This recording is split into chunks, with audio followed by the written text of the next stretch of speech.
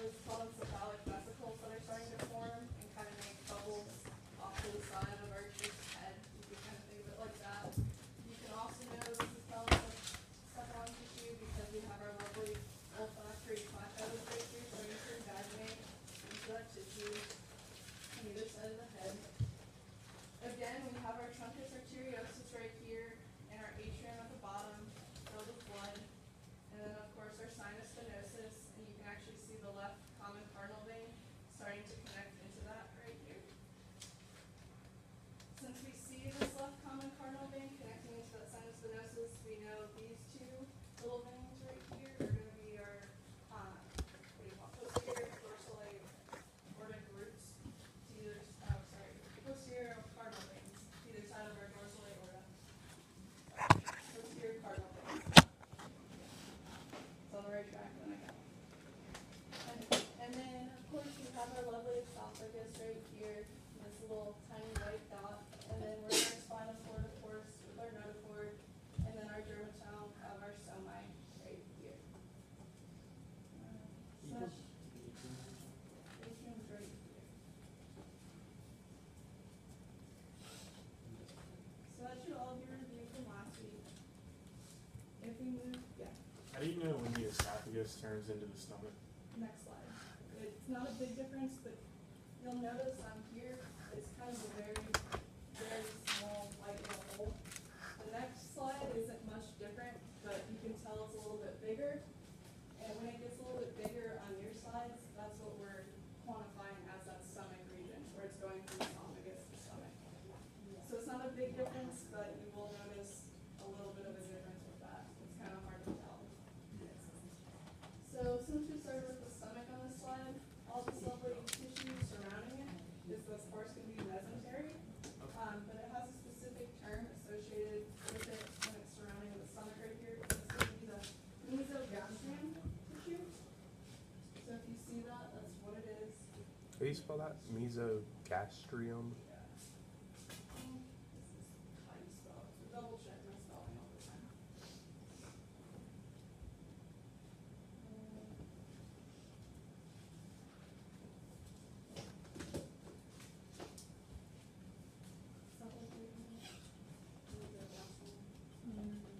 Biggest yes, sir. So no A. It's just like that. But again, mesentery, and you can think of gastrointestinal tract. So it's pretty self-explanatory with the term. Can you point to that again? Yeah, it's just this darkly staining tissue surrounding our stomach right here.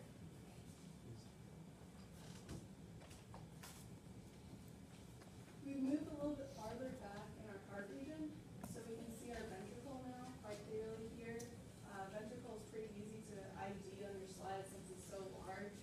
It also is going to have that trabecular carnium, or those little kind of ridges all starting to develop in there.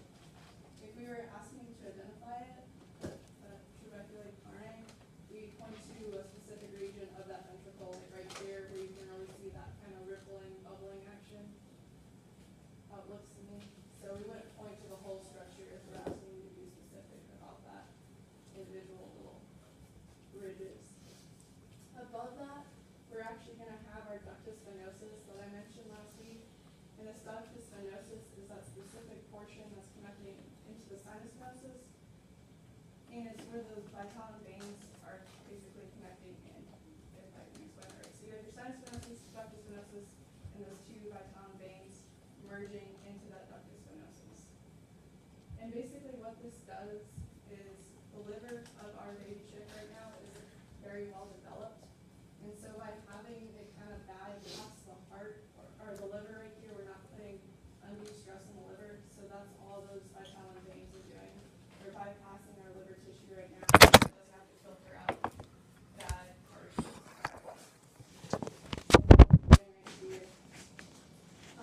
Whenever you see this, you're usually going to see liver tissue kind of wrapping around it. You might also see like the liver diverticulum right here, or the common bile duct. That's how you can be pretty certain that you're in this ductus venosus. Can you repeat that? Yeah. So this little white line right here is going to be your liver diverticulum. And since we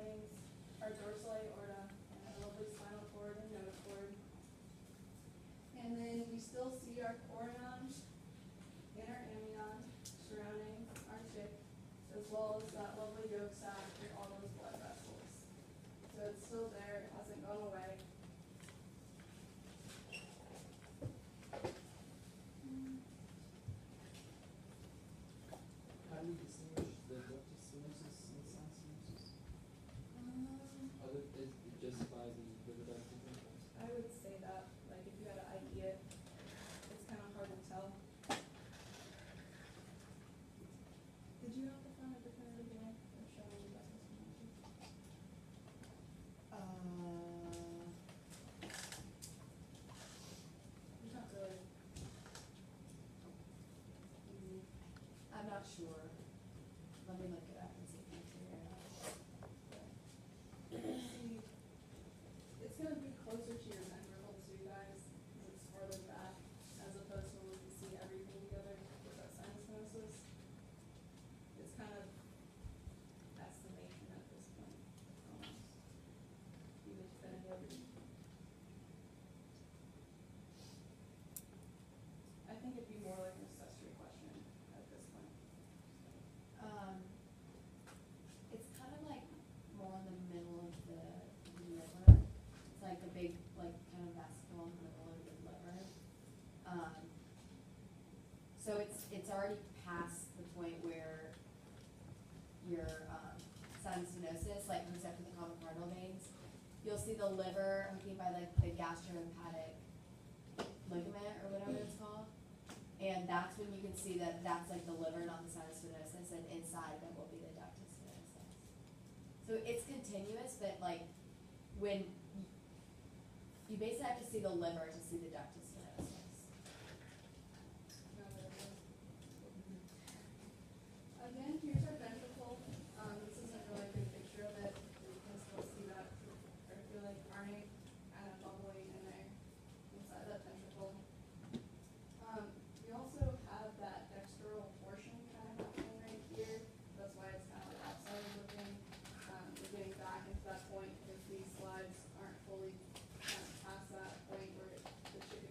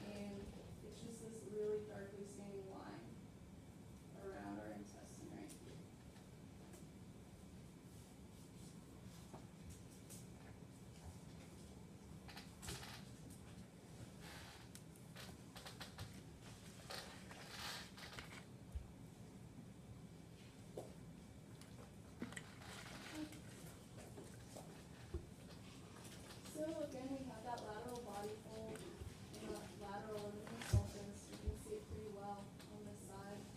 And then of course, we have our wing bud forming right here. On both your wing bud and your leg bud, you're gonna have this kind of darkly staining edge along the top of it. And this edge is gonna be known as your apical ectodermal ridge. And this apical ectodermal ridge is kind of cool because it's full of stem cells. So if you were a scientist and wanted your chick to have two wings to it, you could actually split this region with a very small scalpel or something and get two wings to form from all those stem cells. And that's one neat thing about it.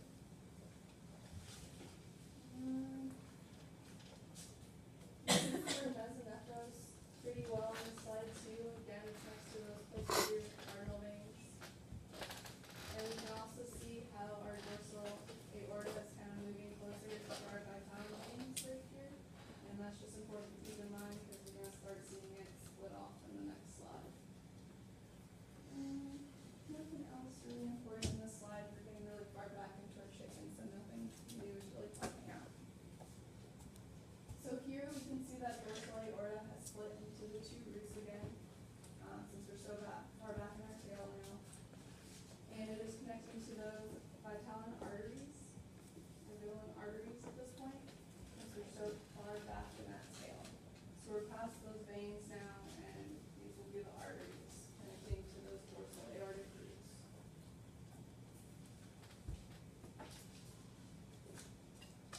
It's kind of hard to see our posterior cardinal veins here. They're kind of smushed, but they'll reappear pretty strong after this slide. So just know they may look like they disappeared. It's because they're kind of smushed in with our mesonephric tubules right here. They're really darkly staining. Would you say it was? Our mesonephric tubules right here. No, what did you say it was smushed? Oh, our posterior cardinal veins kind of get smushed sometimes in your slides. So they might look like they're gone, but they're still there, guys. And no cord spinal cord. I have our small mice up here. Nothing. Okay. For your test, if you're asked to find the middle arteries, make sure you show them connecting to the dorsal aortic roots. That's really the ID to make it definitive. So just make sure you show that on an exam. Yeah, if you're asked to ID the middle arteries, show them connecting to our dorsal aortic roots, just like in this picture here. So, this is my middle artery.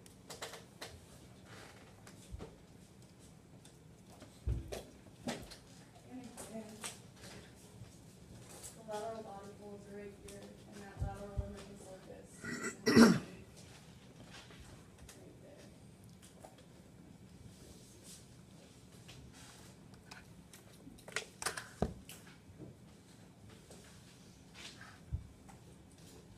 Since we're so far back now, we're pretty sure that this is going to be our posterior intestinal portal. And since we're so far back, these are also going to be our kind of hind limb buds right here. They're no longer going to be those wing buds. They're going to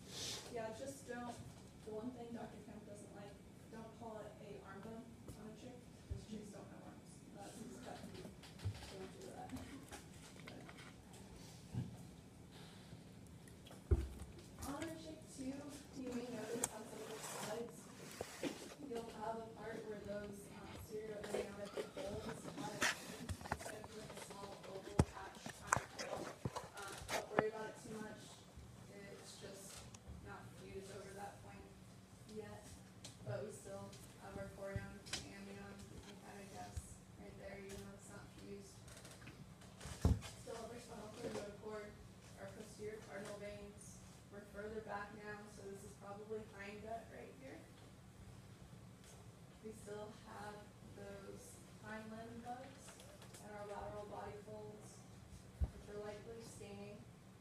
And then since we're so far back, the allantois that we talked about, or that little kind of bubble off our tail, is gonna actually appear in our slides. It's right here. It's like this darkly staining band. It's the actual band itself, not the cavity. Oh yeah, this whole The structure. entire thing. Yeah. But just look for that when you're trying to ID it. Anyway, the allantois is basically that area where that manga, cloaca meet, and that's how you can help ID it on your slides, is to look for this allantois when you're looking to ID that cloaca. And again, that cloaca is something else you need to ID, either connecting to a mesonephric duct, or, what else? There's one other way you can connect it. Where is this over here? You can't see it on this one. Yeah. But on the next one, you should be able to see it.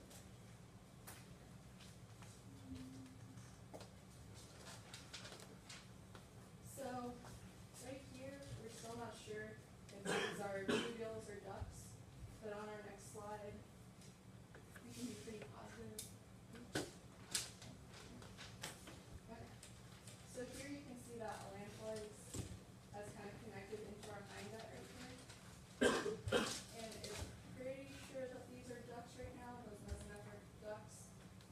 So we can't really see it here, but either where they connect into this hind gut, you can ID the cloaca, or where this allantois connects with the hind gut, maybe like right here, you could also ID that as cloaca if you had it on an exam. But just make sure you show it connecting to that allantois or to these ducts for that region. Just have to make it definitive.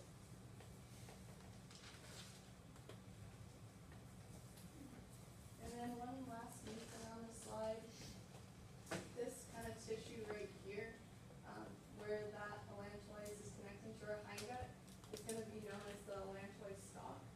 And it's gonna form things like your bladder and your radius. Could you point it out again? It's this tissue right here.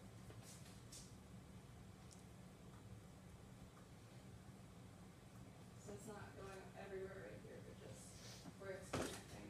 Okay. And you said that, what did that form again? It's like on your bladder. Bladder. Yeah. And your radius.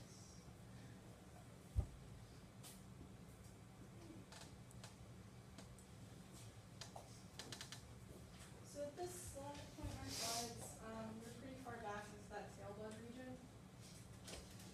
It's not really well developed still. You can see our somites are kind of still undefined blobs.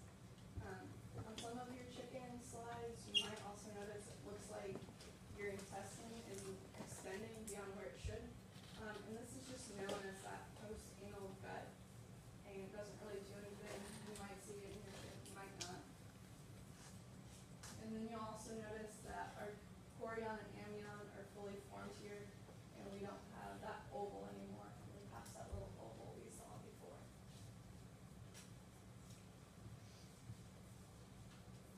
Are there any questions on the cross sections?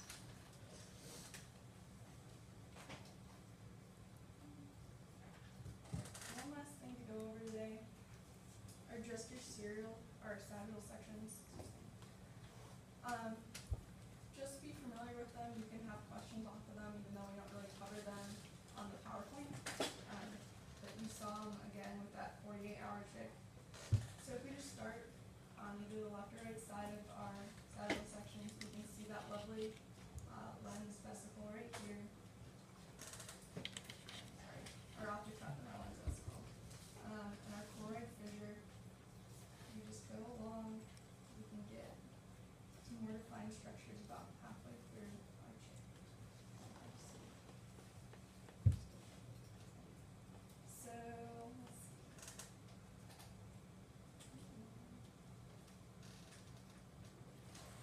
So again, myelencephalon tissue, telencephalon tissue is going to have those telencephalic vesicles to it.